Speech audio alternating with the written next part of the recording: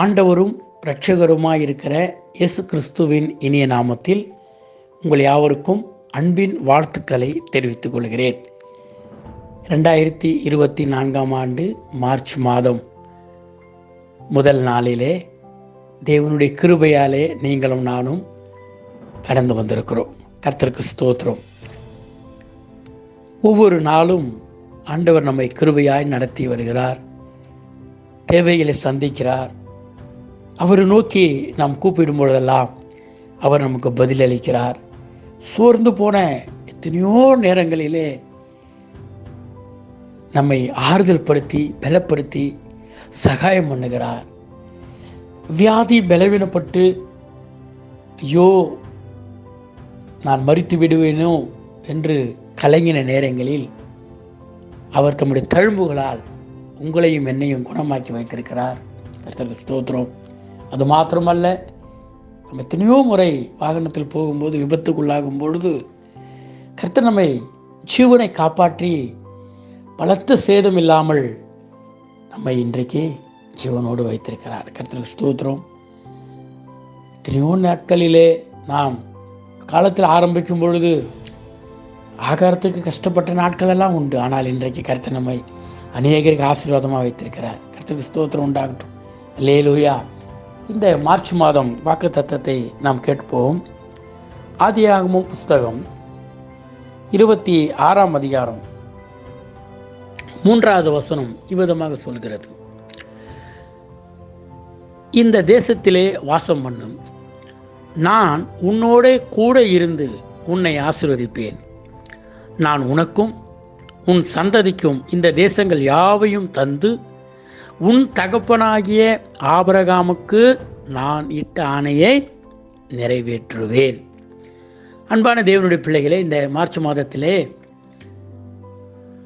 கர்த்தர் ஈசாக்கு என்ற முற்பிதாக்களிலே ஆபிரகாம் கருத்துள்ள ஈசாக்கை ஆசீர்வதிப்பதை குறித்து வாக்குத்தத்தமாக சொன்ன வார்த்தை தான் இந்த வார்த்தைகளை கேட்டுக்கொண்டிருக்கிற உங்களையும் பார்த்து கர்த்தர் சொல்லுகிறார், நான் உன்னோட கூட இருந்து உன்னை ஆசீர்வதிப்பேன். இந்த மாதத்தின் வாக்குத்தத்தம், நான் உன்னோட கூட இருந்து உன்னை ஆசீர்வதிப்பேன். அன்பான தேவ பிள்ளைகளே, இந்த வானத்தையும் பூமியும் படைத்த தேவனாகிய கர்த்தர் நம்ம கூட இருக்கும் பொழுதுதான் சகலமும் நமக்கு ஆசீர்வாதமாய் அமைகிறது. கர்த்தர் கூட இருக்கிறதால தாங்க மகிமையே இருக்குது. வரலையில் சொல்லலாமா? அல்லேலூயா.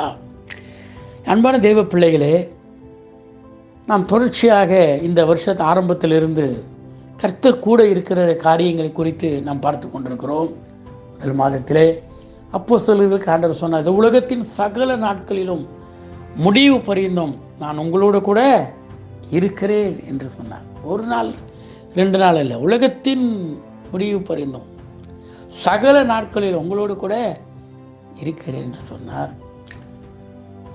மோசேயோடு கூட இருந்தது போல நான் உன்னோடு இருப்பேன் என்று கடந்த மாதம் வாக்குத்தத்தம் கொடுத்து நம்மை தேற்றினார். அந்த தேவன் நம்மோடு கூட இருந்து இந்த மாதம் சொல்றார், நான் உன்னை ஆசீர்வதிப்பேன். இந்த மாதம் கர்த்தர் ஈசாக்கை பார்த்து மாத்திரமல்ல உங்களையும் பார்த்து சொல்கிறார். ஈசாக்கு என்ன யோசிக்கிறான்? திரும்பவும் ஆபிரகாமின் நாட்களில் உண்டான பஞ்சத்திலே ஆபிரகாம் என்ன செய்தார் என்றால் எகிப்துக்கு போயிட்டார். அதான் பிரச்சனையே ஆரம்பிச்சது. அங்கே போனதுனால தான் பிரச்சனையே ஆரம்பிச்சது. அங்கே போயிட்டார்.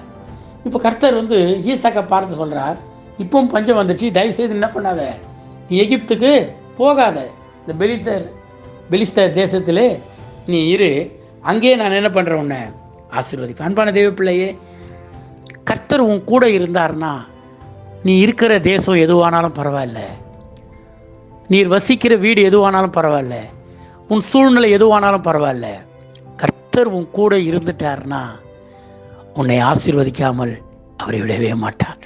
அல்லேலூயா, அல்லேலூயா. அன்பான தேவ பிள்ளையே, உன் சூழ்நிலையை பார்க்காதே. நீ யோசிக்கலாம், நான் பிறந்த நாள்லேருந்து இதுவரை ஒரு பெரிய ஆசீர்வாதத்தை என் கண் காணலை. நீ இந்த மாதம் வாக்குத்தத்த வார்த்தையை விசுவாசிப்பாயானால் கர்த்தர் உன்னை ஆசீர்வதிப்பார். கர்த்தர் நம்மை ஆசீர்வதிக்க வேண்டும் என்று விரும்புகிறார். இன்னைக்கு அநேகர் என்ன நினைக்கிறாங்க தெரியுமா? அங்கே எனக்கு ஆசீர்வாதம்லாம் வேணவே வேணாங்க, நான் இப்படியே இருந்துட்டு போகிறேன். அநேகர் பேசுகிறத நான் கேட்டிருக்கிறேன். பரவாயில்லைங்க, கர்த்தர் என்ன தரித்திரத்தில் வச்சாலும் பரவாயில்ல, அப்படியே இல்லைங்க. நாம் கடந்து வர பாதை வேணுமானாலும் ஒரு வேலை எதுவாக இருக்கலாம். ஆனால் நீங்களும் நானும் ஆசீர்வாதமாக இருக்க வேண்டும் என்று கர்த்தர் விரும்புகிறாரே. இஸ்ரவேலை ஆசீர்வதிப்பதே கர்த்தருக்கு பிரியும்னு சொல்லி ஆண்டவர் சொல்லியிருக்கிறார். அது புதிய ஏற்பாட்டு நாட்கள்லாம் ஆசீர்வாதம்லாம் இல்லைங்க, அப்படிலாம் இல்லைங்க, இருக்குது. கர்த்தர் பைபிள் சொல்லுது, கல்வாரி சிலுவையில் நம்ம தரித்திரத்தை அவர் ஏற்றுக்கொண்டார். ஏன்னா நீங்களும் நானும் ஐஸ்வர்யவான்களாக இருப்பது ஆசீர்வதிக்கப்பட்டவர்களாக இருக்கணும். ஐஸ்வர்யவானம் என்ற அல்ல, நாம் ஆசீர்வதிக்கப்பட்டு இருக்கணும், ஆசீர்வாதமாக இருக்கணும்னு ஆண்டவர் விரும்புகிறார். ஐஸ்வர்யம் மட்டும்தான் ஆசீர்வாதம் நம்ம நினச்சிடவே கூடாது. நல்ல சுகம், நல்ல ஆரோக்கியம், நீடித்த தீர்க்க ஆயுசுகள், குடும்பத்தில் நல்ல சமாதானம், வாழ்க்கையில் நல்ல மகிழ்ச்சி, இதெல்லாம் ஆசீர்வாதங்களில் இருக்கிறது. நாம் என்ன நினச்சிட்டு வெறும் பணம் மாத்திரம்தான், ஐஸ்வர்யம் மாத்திரம்தான் பெரிய ஆசீர்வாதம். இல்லவே இல்லை. தேவன் கர்த்தர் உங்கள் கூட இருந்தாலே ஒரு ஆசீர்வாதத்தை நாம் உணர்வோம். அந்த தேவன் இந்த கால வேளையிலே, இந்த மார்ச் மாதம் முதல் நாளிலே உங்களை பார்த்து சொல்கிறார், நான் உன்னோடு கூட இருந்து உன்னை ஆசீர்வதிப்பேன். கர்த்தர் நிச்சயமா உங்களை ஆசீர்வதிப்பார். விசுவாசியுங்கள். நீங்கள் இன்றைக்கு எந்த நிலையில் வேணா இருக்கலாம் பிரியமானவர்களே. வேதம் சொல்கிறது, ஒருவனை புழுதியில் இருந்தும் குப்பையில் இருந்தும் உயர்த்துகிறவர் கர்த்தர்.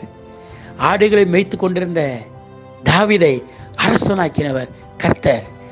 யாபேஸ் தன் தாயினை துக்கத்தோடு பெற்றெடுத்தாள் என்று சொல்லி ஜெபிக்கும் பொழுது கர்த்தர் யாபேசின் எல்லையை விரிவாக்கி ஆசீர்வதித்தவர் கர்த்தர். வெறும் கையாய் கோலும் கையுமாக திரிந்த அந்த யாக்கோபை ஆசீர்வதித்தவர் கர்த்தர். ஒன்றுமில்லாமல் விசுவாசத்தில் புறப்பட்டு வந்த ஆபிரகாமை ஆசீர்வதித்து சீமானாக்கினவர் கர்த்தர். இந்த கர்த்தரை தான் நீங்கள் நானும் ஆராதித்து கொண்டிருக்கிறோம். நம் ஆண்டவர் இந்த மாதம், இந்த மார்ச் மாதத்தில் நீங்கள் எதிர்பார்த்திருக்கிற நமக்கு வர வேண்டிய, நமக்கு தர வேண்டிய சகல ஆசீர்வாதங்களை கொடுத்து உங்களை ஆசீர்வதிப்பார் என்று சொல்லி நான் உங்களை வாழ்த்தி ஆசீர்வதிக்கிறேன். ஆமென். God bless you. Praise the Lord.